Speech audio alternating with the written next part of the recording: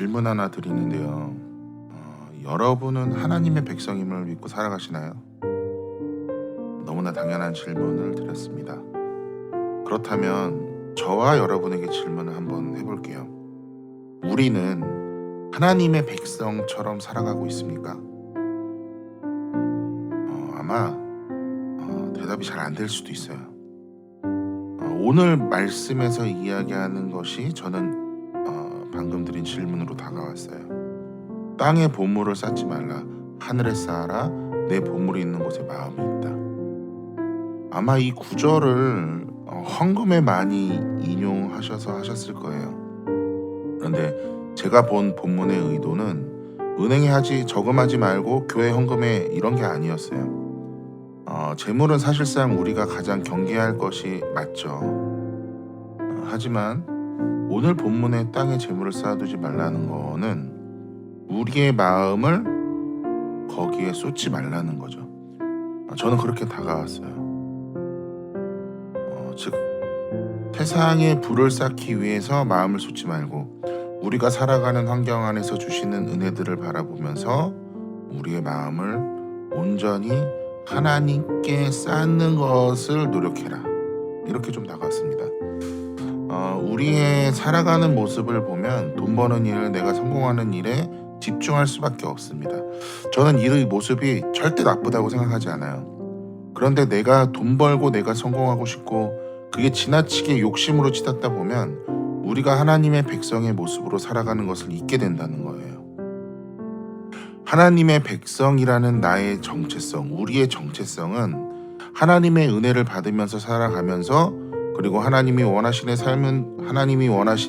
삶의 기준들을 잘 지키면서 살아가는 것인데 우리의 마음에 성공과 재물로 가득한 순간 하나님이 원하시는 삶의 기준들을 무시하게 된다는 거예요. 이게 무슨 말이냐면 구원을 받았다고 기뻐했던 그 가슴 벅찬 행복한 마음이 어떻게 변하냐면 이제 세상의 성공과 재물로 행복해하고 싶은 마음으로 변한다는 거예요. 심령이 가난한 자에게 재물의 복을 주신다고 한 적은 없습니다. 그 복은 우리 마음의 행복함이에요. 구원의 행복함. 그리고 그 행복을 누리는 자가 천국을 간다고 말씀하셨죠. 그런데 그 복을 자꾸 우리가 재물로 들어요. 성공으로 들어요. 그래서 부가 쌓이면, 믿는 자들이 부가 쌓이면 자기가 열심히 했고 천국에 간다고 생각해요. 아니에요. 하나님이 말씀하시는 복은 생명의 복이에요. 생명의 복. 구원의 기쁨을 알게 되고 누리는 행복함을 복이라고 한다는 거죠. 그런데 우리는 여전히 재물과 성공을 가져다주는 기쁨이 더 크기 때문에 자꾸 다르게 생각한다는 거예요.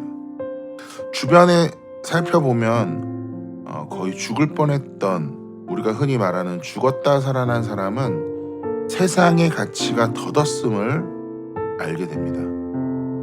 우리가 예수님 하면서 구원의 은혜를 기쁨으로 맞이하는 순간에 한 가지 정말 중요하게 생각해야 될 것은 그 예수님이 십자가에서 죽었던 죽음을 진짜 나의 죽음으로 여기는가, 이거 진짜 질문해 보셔야 돼요. 저는 이 질문에 대한 대답이 피부로 와 닿을 때 진짜 구원의 감격이 올 수밖에 없다고 생각해요.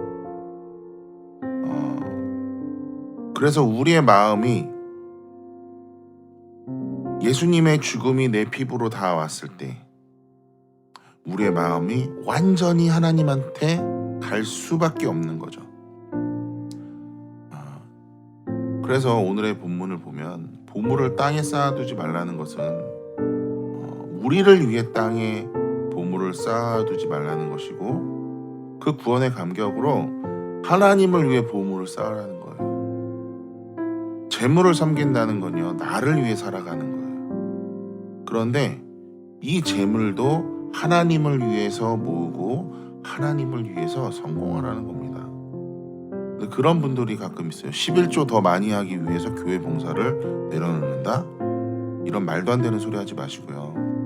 하나님께 영광을 돌리는 건 여러분의 삶의 착한 행실로 드러나는 빛과 소금의 역할이에요. 물론 교회 봉사 중요하지만 내려놓을 수도 있어요. 그런데 핑계 대지 않았으면 좋겠어요.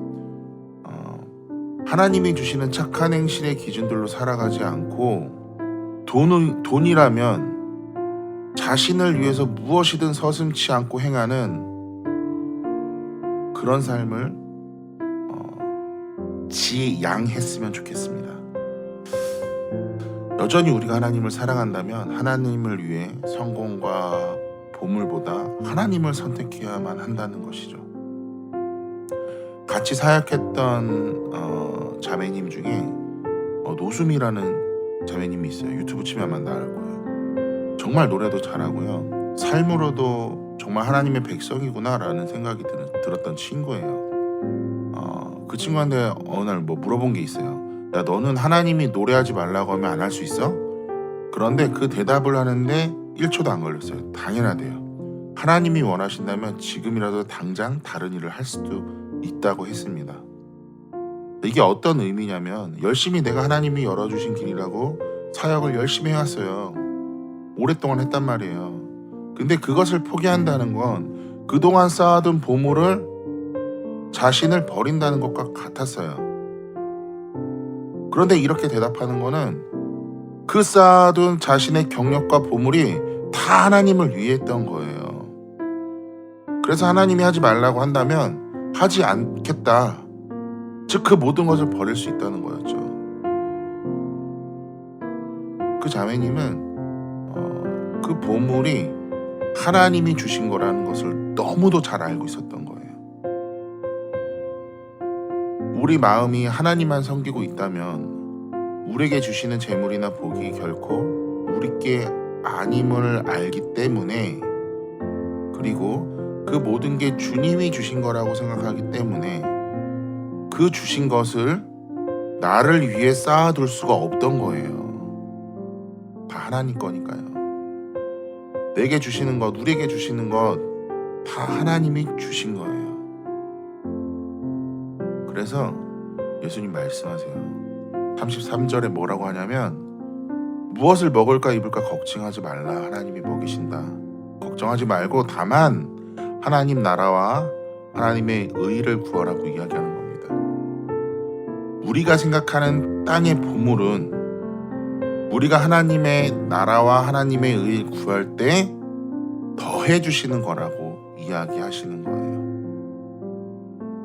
자, 그렇다면 하나님의 나라와 하나님의 의를 구한다는 건요, 우리가 하나님으로부터 주시는 은혜를 통해 세상의 빛과 소금으로서 착한 행실로 하나님께 영광을 돌리며 사는 것을 의미하고요. 하나님 나라를 구한다는 것은 구원의 기쁨으로 매일 살아간다는 거죠. 그 구원의 기쁨을 매일 느끼면서 산다는 것. 그런 것들을 우리가 소망하고 바란다면 더해주는 것이라, 이게 바로 우리가 염려하고 걱정하는 먹고 자는 문제. 그래서 이 더해주시는 것들에 대해서 마음을 쏟지 말고 하나님을 사랑하는 것, 하나님의 의와 하나님의 나라에 대해서 더 마음을 쏟으라는 겁니다. 참 어려운 본문이고 지켜나가는 데 있어서 스스로를 부끄럽게 만드는 본문이지만, 그래도 우리가 정말 하나님을 사랑한다면 지키고자 기도하고 노력해야 하지 않나 생각이 듭니다. 오늘 하루는 정말 하나님의 나라와 의를 구해보시는 하루가 되시기를 기도하겠습니다.